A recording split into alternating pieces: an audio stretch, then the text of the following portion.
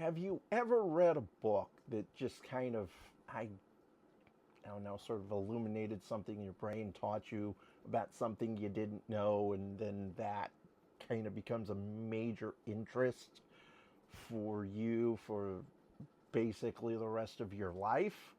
Well, I have a book that did that for me many, many years ago, right here, right now, and it is Incredibly Strange Films by Research Publishing.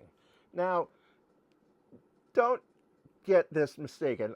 There were a lot of very oddball movies that I saw as a kid growing up in the 80s when, you know, not every major studio had a home video department.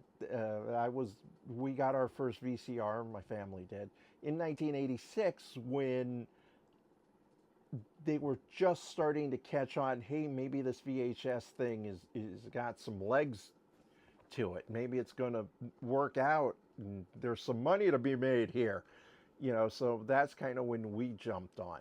So there was still a lot of smaller independent companies that were basically pumping out whatever they could get their hands on.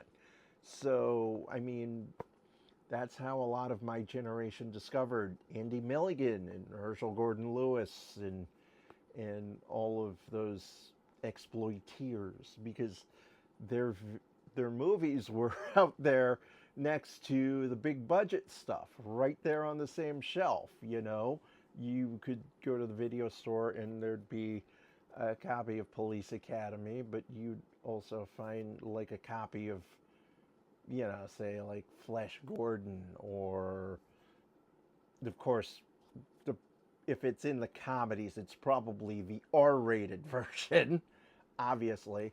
And I think even wait, was the uncensored version even released on home video to start with, or did that come later? I don't remember my history.